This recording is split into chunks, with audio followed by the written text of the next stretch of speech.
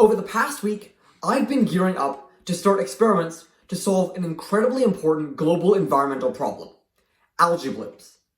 And today, I'm going to take you through my experimental plan. Hey, I'm Alian, and I'm once again experimenting with microalgae.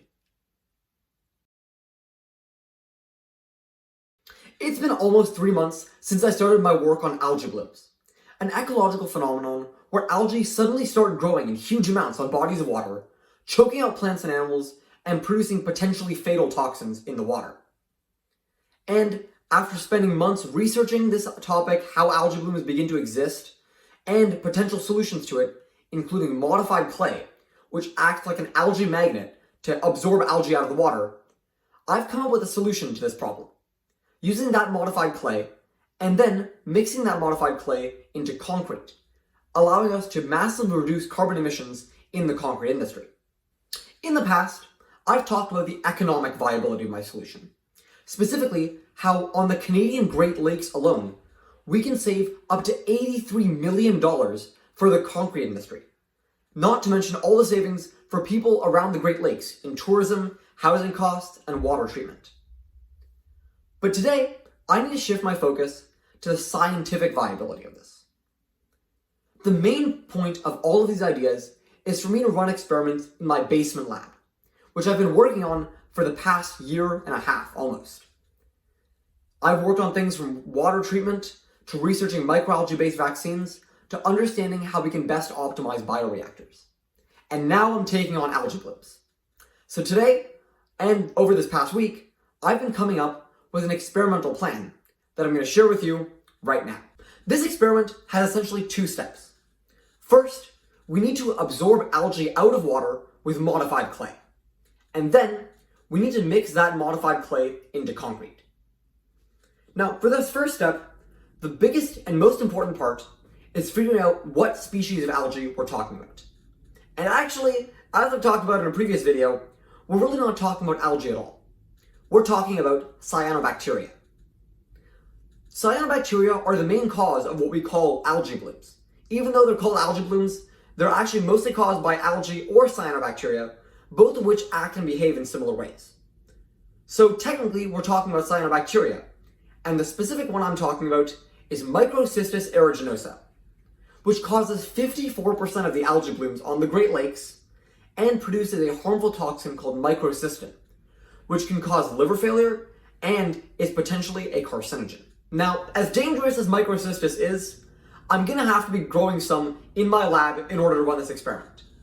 And I'm going to start off with a central microcystis culture, using initial cultures that I'm getting from the University of Waterloo in the next couple weeks.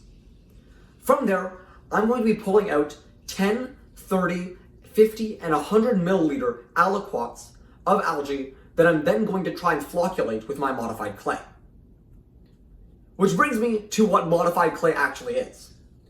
Modified clay is a type of clay, usually bentonite or kaolinite, in my case I'm going to be using bentonite, mixed with something that makes it positively charged, like chitosan plus hydrochloric acid. I've been trying to figure out how to make modified clay in my basement for the past couple weeks, and I have several videos on the subject, and most recently I figured out a method using chitosan and modified clay combined to render the modified clay as positively charged as possible.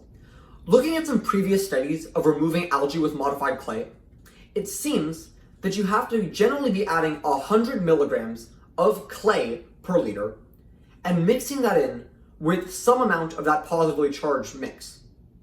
In my case, I'm going to be using 1, 2, 5, and 10 milliliters of my chitosan solution per liter.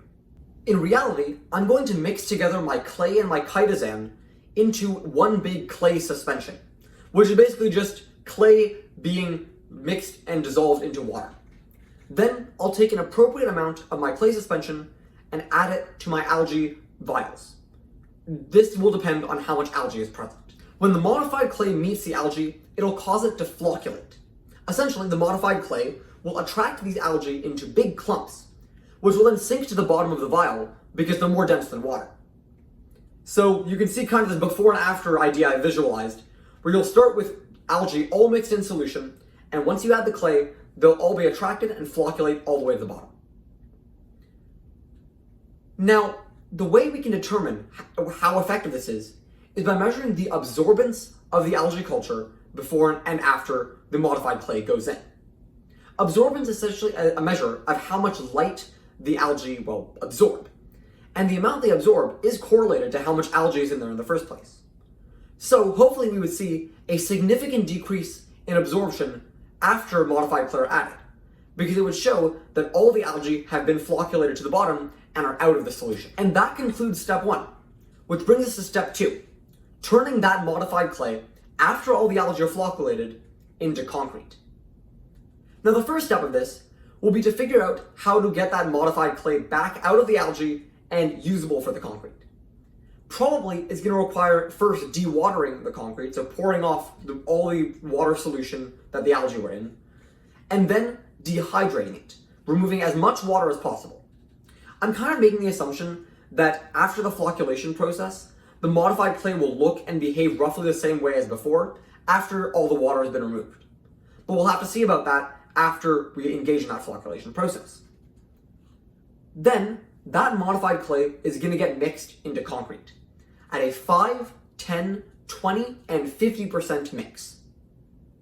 Now, the important thing to measure here is the concrete strength, because there's no way that you could ever integrate modified clay into concrete unless it has the same strength as the concrete we know and use right now. Honestly, this is a piece of the experiment that I'm not quite sure how I'm going to figure out.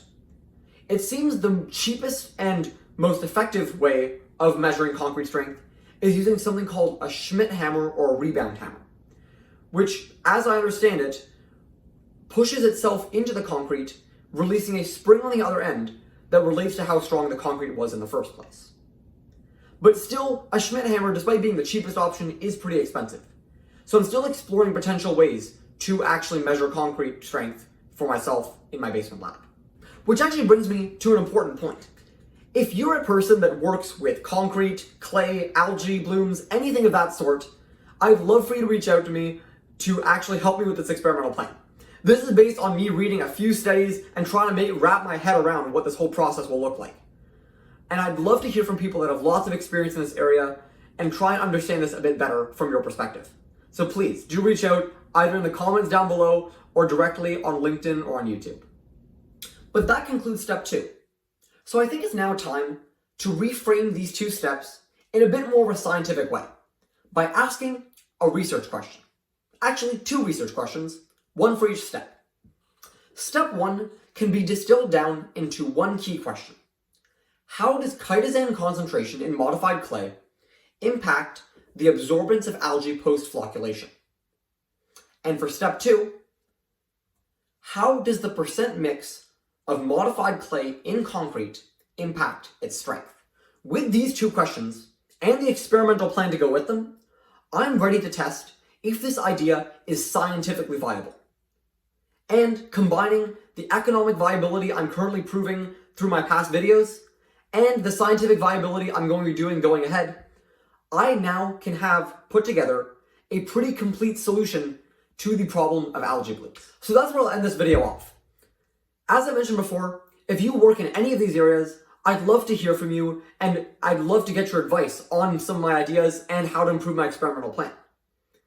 And as a quick side note, I'm in the process of applying to the 2025 Earth Prize, a competition for students like me who want to solve the biggest environmental problems. So if you're also working the Earth Prize, please reach out as well. I'd love to hear from you, hear about your ideas, and maybe share some tips and feedback back and forth. But that's where I'll call this video. As always, make sure to follow on LinkedIn, subscribe on YouTube, and as always, I'll see you in the next one.